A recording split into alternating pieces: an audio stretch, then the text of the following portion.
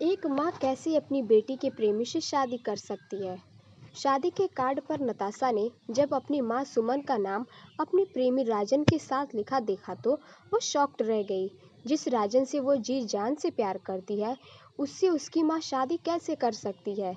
यह सोच सोचकर उसका खून खौले जा रहा था। नताशा अपने आप से कह रही है, इन दोनों ने मेरे विश्वास का खून कर दिया है। भला एक माँ कैसे अपनी बेटी के प्रेमी से शादी कर सकती है। नताशा ने उसी समय अपनी कार निकाली और शादी के कार्ड में दिए पते की ओर निकल पड़ी। नताशा कहती, मैं यह शादी किसी भी कीमत पर नहीं होने दूंगी। इसके लिए चाहे मुझे कुछ भी करना पड़े, किसी भी हद तक जाना पड़े। आधे घंटे की ड्राइविंग के बाद नताशा उस पते पर पहुंच गई। वो भागी भागी अंदर गई और वहां उसने जो देखा, उसे देखकर उसका खून खौल उठा। उसकी माँ सुमन दुल्हन की ड्रेस में थी और राजन दूल्हे की ड्रेस में। नताशा कहती, माँ तुमने आज हद पार कर दी। भला कौन ऐसी माँ इस दुनिया में होगी जो उसकी बेटी के बॉयफ्रेंड से ही शादी करेगी। तुमने तो माँ और बेटी के रिश्ते को शर्मसार कर दिया है। सुमन कहती, मैं इस बारे में तुमसे कोई बात नहीं करना चाहती। नताशा कहती, बिल्कुल सही। आप किस मुंह से मुझसे बात करेंगी। अरे शर्म आनी चाहिए, माँ होके शौतन बनने चली हैं। राजन कहता, नताशा तुम जाओ यहाँ से, यहाँ तमाशा मत खड़ा करो। नताशा कहती, चुप, एकदम चुप। तमाशा मैंने खड़ा किया है या तुम दोनों ने, लेकिन मैं छोड़ूंगी नहीं तुम दोनों को। यह कहकर नताशा अपने साथ ली हुई बंदूक उन दोनों की तरफ तान देती है। सुमन कहती, यह क्या कर रही हो तुम अपनी माँ पर गोली चलाओगी। तभी नताशा सुमन पर गोली चला देती है। बंदूक से निकली गोली सीधे सुमन के सीने पर लगती है और वह तड़पने लगती है। उसे इस तरह तड़पता देख राजन नताशा के हाथ से बंदूक छीनता है और उसकी तरफ तानकर गोली चला देता है। नताशा जोर से चीखती है। तभी नताशा एक चीख के साथ जाग जाती है। वह देखती है कि वो अपने बिस्तर पर है। नताशा कहती, इसका मतलब वो सब कुछ सपने में देख रही थी। हे भगवान, यह सपना तो कभी सच हो सकता है। मुझे कुछ करना होगा, जल्दी कुछ करना होगा, नहीं तो कल को क्या पता मेरी माँ ही मेरी शौतन बन जाए। 21 साल पहले 25 साल की गर्भवती सुमन को जब फोन पर उसके पति के एक्सीडेंट की खबर दी गई तो उसके हाथ पैर कांपने लगे। सुमन कहती, ये क्या कह रहे हैं आप। मैं तुरंत आती हूँ, आप मुझे हॉस्पिटल का एड्रेस दे दीजिए। फ्लैशबैक में सुमन का पति राकेश एक मल्टीनेशनल कंपनी में मैनेजर था। आज सुबह ही जब वो ऑफिस के लिए निकल रहा था, राकेश ने कहा, सुमन मैंने ऑफिस में छुट्टी के लिए अप्लाई कर दिया है। सुमन कहती, अरे अभी से ही। राकेश कहता, अभी से मतलब अब तो 1 महीने से भी कम बचा है हमारी डिलीवरी में। मैं चाहता हूँ कि मैं अपने हर पल तुम्हारे साथ रहूँ, तुम्हारा और अपने हमारे आने वाले बच्चे का ज़्यादा से ज़्यादा ख्याल रखूँ।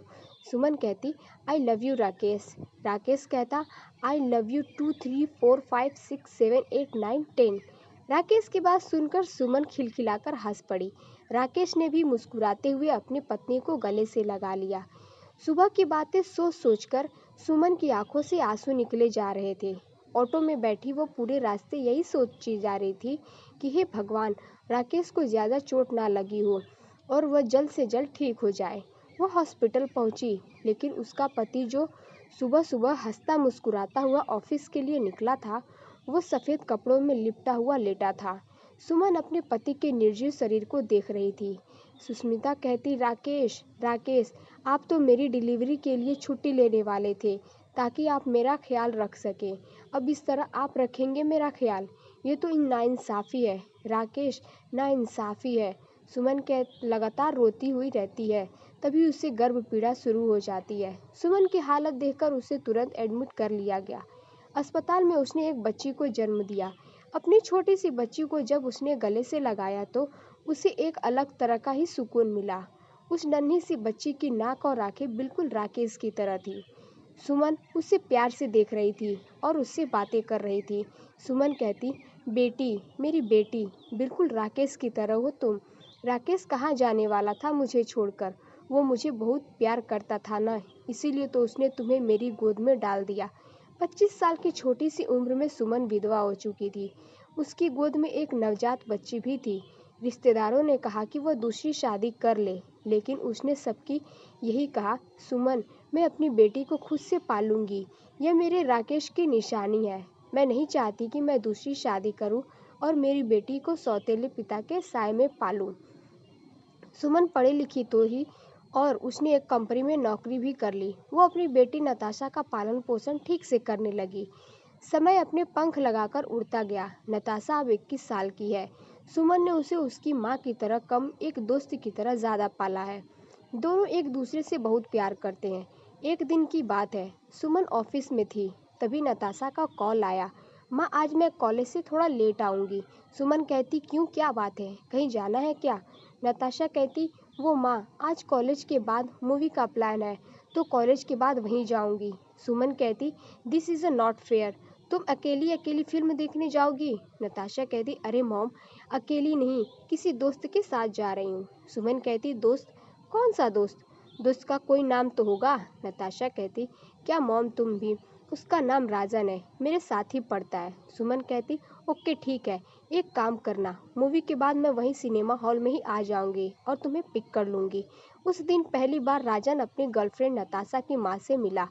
सिनेमा हॉल के बाहर मिला था। जब वो उसने मिला तो वह कहीं से भी उसकी माँ नहीं लग रही थी। राजन कहता, अरे आंटी, आप तो कहीं से भी नताशा की माँ नहीं लगती हैं, आप तो इसकी बड़ी बहन लगती हैं। सुमन कहती, गुड जोक, वो तुम दोस्त हो या उससे कुछ ज्यादा? सुमन के मुंह से यह सुनकर राजन थोड़ा शर्मा सा गया। तभी नताशा ने कहा, क्या मॉम, ये सवाल है? देखो तो राजन तुम्हारे सवाल पर कैसे लड़कियों की तरह शर्माने लगा है। राजन को सुमन की माँ से मिलकर बहुत अच्छा लगा। उनका खुला व्यवहार और दोस्तों की तरह ट्रीट करने की उनकी आदत ने ही राजन के दिल में उनके लिए एक खास जगह बना ली। उस दिन के बाद जब भी वो नताशा से मिलता, उसकी माँ के बारे में जरूर पूछता। नताशा कहती, अरे आजकल तुम मेरी माँ के बारे में ज्यादा पूछते हो। चलो तुम्हें घर ही ले चलती हूँ माँ से मिलाने के लिए। वह राजन को लेकर घर आई। सुमन उसे देखकर बहुत खुश हुई। फिर तो उन दोनों में घंटे बातें की। राजन को उनसे बात करना बहुत अच्छा लग रहा था। उसे पता ही नहीं चला कि नताशा की माँ से बात करते करते कब रात हो गई। नताशा कहती, ओए, आज तुम्हें घर नहीं जाना क्या? रात होने को आई है। राजन कहता, ओ तेरी, 9 बज गए। असल में आंटी इतनी प्यारी बातें करती है कि समय का पता ही नहीं चलता है। राजन को सुमन का साथ अच्छा लगता था। उनसे बात कर वो कई कई नई चीजें भी जानता था, इसीलिए उन्हें वो भी पसंद थी। वो इसलिए भी उनसे ज्यादा प्रभावित था कि उसने अकेले ही संघर्ष करके नताशा की परवरिश की थी। आंटी की ये बात उसे बहुत प्रेरणा देती थी। जब कभी भी वो नताशा को महसूस करता था तो वो सुमन के पास आ जाता था। कभी कभी तो नताशा घर में नहीं होती तब भी। एक दिन की बात है, राजन और सुमन हंस हंस कर बातें कर रहे थे। तभी नताशा बाहर से आई। उसने उन दोनों को इस तरह हंस हंस कर बातें करते देखा तो वह लगभग चीखती हुई बोली, राजन, तुम यहाँ हो? पता है तुम्हें मैंने कितने कॉल किए, तुमने मेरा फोन क्यों नहीं पिक किया? राजन कहता, कब किया फोन तुमने? ये कहते हुए उसने अपना फोन निकाला। उसका फोन साइलेंट मोड पे था। ये लो मेरा फोन तो साइलेंट मोड में था, कैसे पता चलता? नताशा कहता, साइलेंट मोड में था या जानबूझकर कर दिया था? राजन कहता, ये तुम क्या कह रही हो? नताशा के मन में शक का बीज लग गया था और वो राजन और अपनी माँ के रिश्ते पर शक करने लगी। अब जब कभी राजन उससे उसकी माँ के बारे में पूछता तो वो उसकी बातों का कोई जवाब नहीं देती। यहाँ तक कि वो हर पल अपनी माँ और राजन पर नजर रखने लगी थी। बहरहाल कुछ दिनों के बाद की बात है। उस दिन सुमन की छुट्टी थी और राजन उनसे मिलने उनके घर पर गया हुआ था। नताशा उस समय कॉलेज में थी, लेकिन जब उसे राजन कॉलेज में नहीं दिखा तो वह समझ गई कि वो उसकी माँ से मिलने ही गया होगा। नताशा कहती, आज तो मैं इन दोनों के रिश्ते का भांडाफोड़ करके ही रहूंगी। नताशा भी अपने घर की ओर चल पड़ी। जब वो अपने घर पहुंची तो उसे राजन और अपनी माँ की बातचीत की आवाज़ सुनाई दी। उसे बहुत गुस्सा आया। वह दरवाजे पर ही उनकी बातें सुनने लगी। सुमन कहती, बेटा राजन, मैंने अपनी नताशा को बहुत प्यार से रखा है। तुम तो जानते हो ना, जब वो मेरे पेट में थी तभी उसके पापा गुजर गए। उस समय मैं सिर्फ 25 साल की थी। लोगों ने मुझे लाख कहा कि दूसरी शादी कर लो, लेकिन मैंने किसी की न सुनी, क्योंकि मैं नताशा पर सौतेले पिता का साया नहीं पड़ने देना चाहती थी। हाँ, मैं अकेली थी। जिंदगी में बहुत परेशानियां भी आई, लेकिन उन परेशानियों की आँच मेरी बच्ची तक मैंने कभी नहीं पहुंचने दी।